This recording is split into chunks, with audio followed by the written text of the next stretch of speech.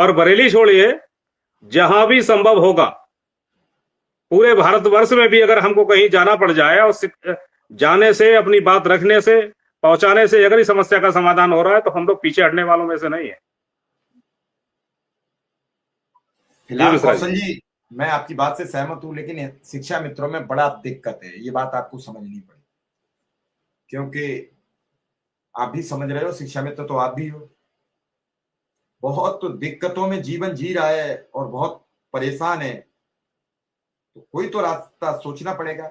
दूसरे, मैं आपसे जानना चाहूंगा, रमेश मिश्रा जी के क्या हाल है? मिश्रा जी की अभी हालत पूर्णतः ठीक नहीं है, अभी उनसे खतरे से बाहर नहीं आ पाए हैं, और बस ईश्वर से प्रार्थना है कि जल्द से जल्द हमारे मिश्रा जी को जो स्वास्थ्य है वो सही हो, पुनः हमारे बीच में आए, और जिस तरह से लगातार हम लोग मिलके शिक्षा मित्रों के हित के लिए जो भी संभव प्रयास थे करते रहे हैं, और भविष्य में भी करते रहें।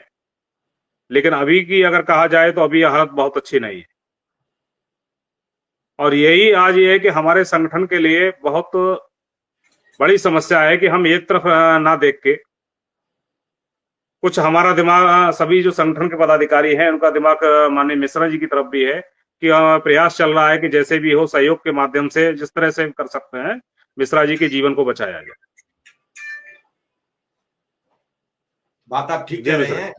सबसे बड़ी बात यह है कि मेरा एक अभी 2-4 अन्वेषकों ने मुझे पर्सनल मैसेज लिखा, और उनका कहना है कि कौशल जी से कहिए कि एक बार कौशल जी बात करें तो मोदी जी के भी पास एक एप्लीकेशन लगाई जाए और मुलाकात की वक्त मांगा जाए।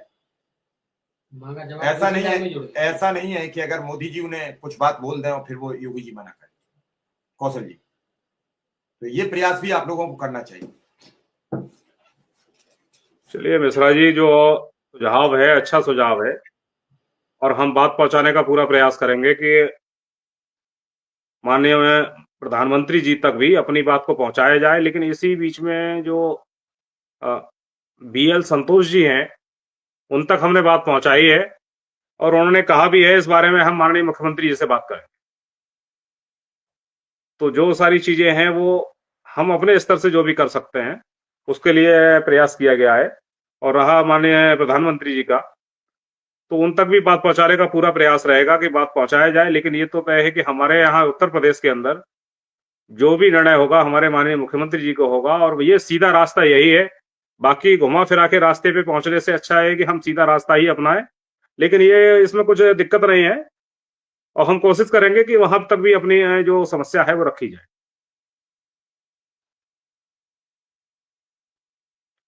कह रहे हैं कौशल जी, आप ठीक कह रहे हैं। मेरा आपसे एक अनुरोध ये भी है कि शामली में एक शिक्षा मित्र है, महिला शिक्षा मित्र। जी वहां कोई शिक्षक हैं, वो उन्हें बहुत अनावश्यक परेशान करते हैं। वो कई बार हमसे कह चुके हैं।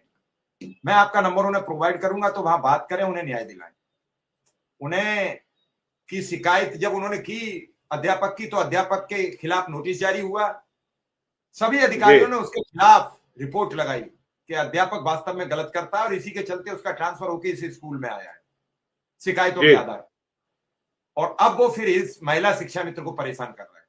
वो बेचारी जब उस दिन बात हो रही थी तो रो पड़ी,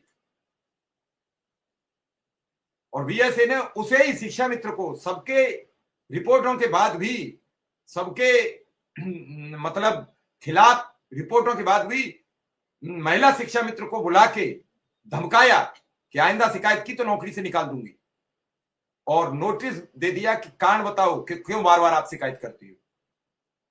तो जरूर संगठन को बात करनी चाहिए, शामली के मिश्रा जी, जिलाध्यक्ष से। जी, जिला शिक्षा मित्र साथी हैं, उनका पूर्ण एड्रेस जरा हमको भेज दीजिएगा, किस विद्यालय में है, कौन सा ब्लॉक है, ये सारी चीजें थोड़ा डिटेल हमारे पास आ जाएगी तो हम संबंधित जिलाध्यक्ष और जो भी हमारे पदाधिकारी हैं उनसे बात करके, और फिर जो अधिकारी के क्रम में जो भी हमको यहाँ राजधानी से जो भी कराना होगा, डायरेक्टर महोदय से या फिर सचिव साहब से कह के उसकी समस्या का समाधान हम कराएंगे। लेकिन एक इनका डिटेल हमको भेज दीजिएगा।